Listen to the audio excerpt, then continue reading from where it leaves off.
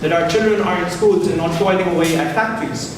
We think that it's important that everyone, regardless of religion, be it Sunni, Shia, Hindu, Christian, or Ahmadi, regardless of ethnicity or gender, has equal access to security and justice, and to ensure that our people have a fair and equal voice in our blossoming democratic system. It is fundamentally within this context that the Pakistan Development Society was formed in 2015 and continues to function to this day.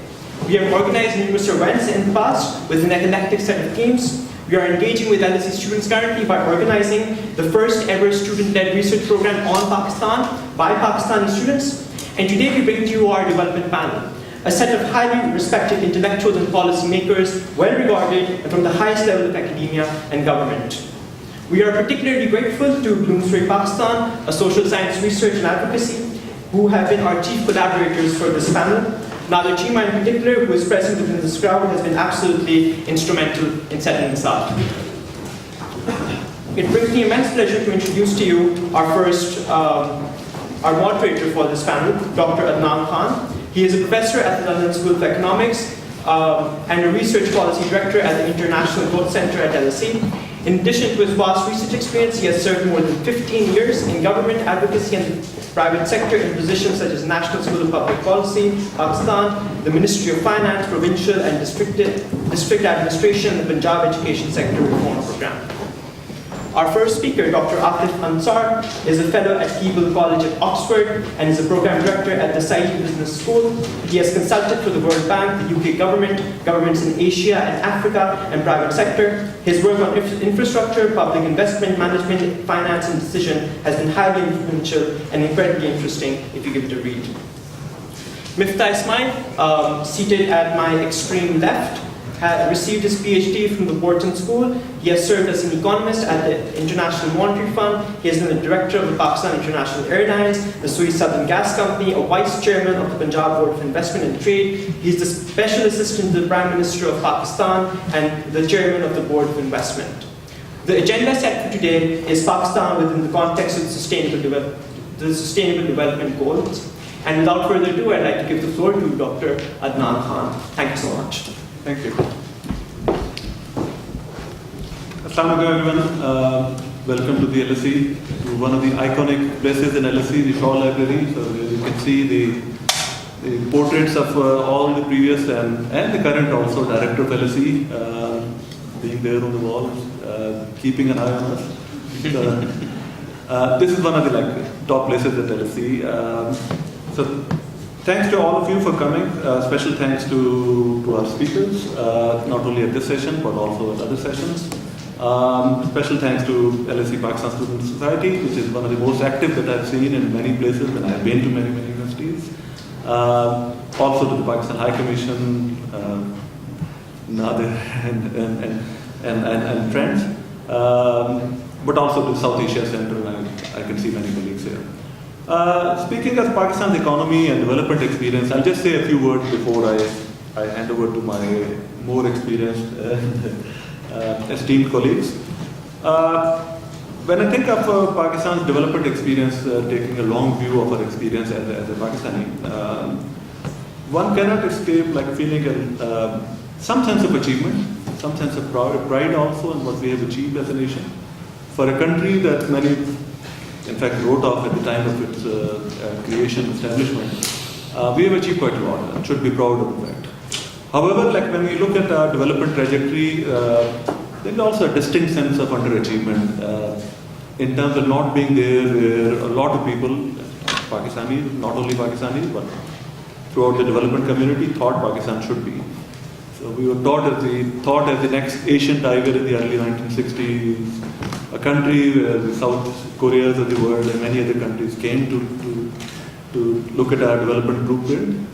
And while we have made much progress, we are not, I think, where we should be. And one of the questions that history is what it is, the past is another country. However, you should keep that in mind when we look into the present. There are many examples around the world of countries having turned around. China did it in late 70s, a defining moment, a turning point. India did it in 1991, never look back. when will we have our turnaround? Is one question that I think we as Pakistanis, but especially those who study Pakistan's economy, development experience, should keep in mind. Both of my colleagues are esteemed colleagues, have something, I hope will have something to say on this one. Dr. Atif Ansar, I won't go into detailed introductions, I think we're both very well known. Dr. Atif Ansar has a very deep understanding of many issues, especially the issues related to quality investment profile in Pakistan.